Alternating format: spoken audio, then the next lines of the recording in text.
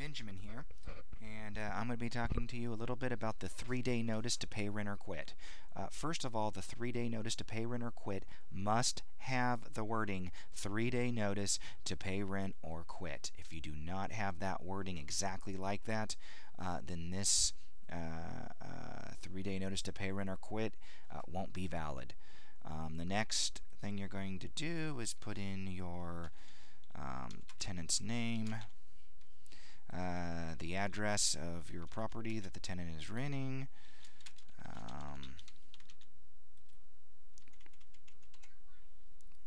payable to, and here you're going to put in your name, and for the total sum of, and let's just keep the math simple here, so I'll just put in some silly amount, $500. Okay, now what's important is that this section only includes the rental income that is due. You cannot put anything else in here but rental income.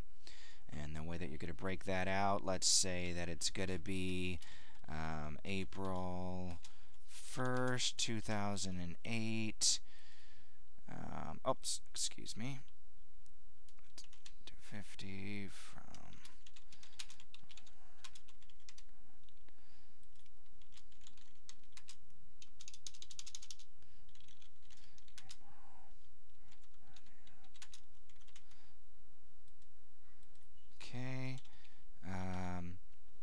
alright, and then 250 for, let's say that this is for May.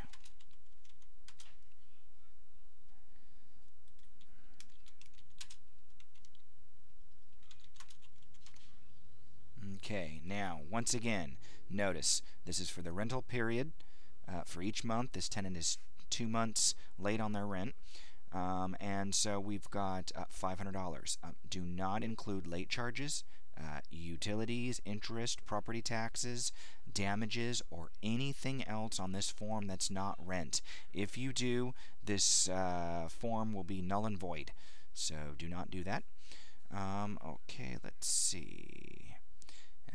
You've got to state exactly how much rent is overdue. You have to have the address of your property. If it doesn't have the address, again, it's null and void. It has to have the name of the tenant. Again, if it doesn't, it's null and void. So make sure you fill this out carefully. You need to have this wording here. This is California wording. If you're not in our great state, then pull up your 3-day notice to pay rent or quit and find out what the wording is for your state. Or in some cases they're 30-day notice, but make sure you have this wording. The reason is that in the state of California and most states, you have to put in there that you gave the tenant the option to forfeit the lease, and that's what this wording does. If you say something like, even if you tell the tenants to pay rent and quit, instead of saying pay rent or quit, then again, this form is null and void. You have to give the tenant the choice to forfeit the lease. Okay, and here you'll notice payment must be made to owner agent at the following address. Here you're going to put in your address.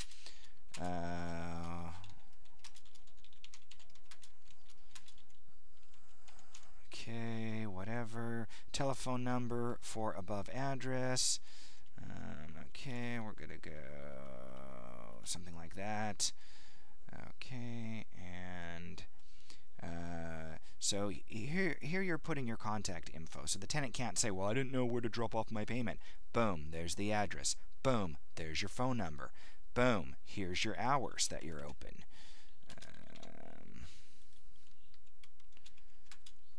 Okay, now you have to give the tenant, with this notice, you have to give the tenant 3 days to pay the rent.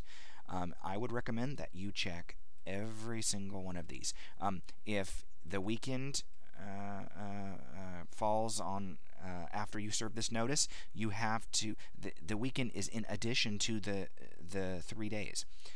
Any holiday, is in addition to the 3 days. That's 3 business days. So if you served it on a Friday, you would have to include the extra 2 days for the weekend. So we're talking about 5 days to be safe.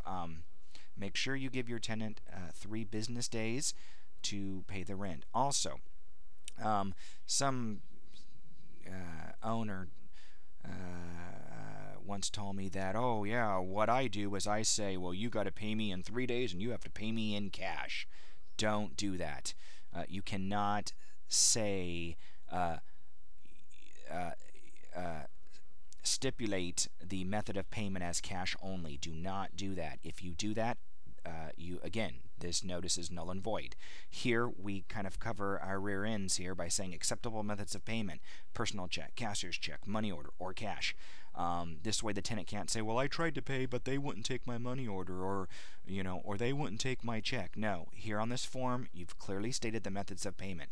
Do not tell your tenant cash only. You can't do that. Okay, and then of course the most important part is you want to come down here and well, of course if we're doing this in May, then I don't know, let's say we're doing this in June. I don't know, I'm making up some dates here. Date it, and here you'll sign it. You've got to sign it. If you don't date it and you don't sign it, again, this is null and void. Okay, that's pretty much everything. Great. It's simple and it's straightforward, and it's certainly nothing to be scared about doing. I hope you enjoyed this video, and have a great day.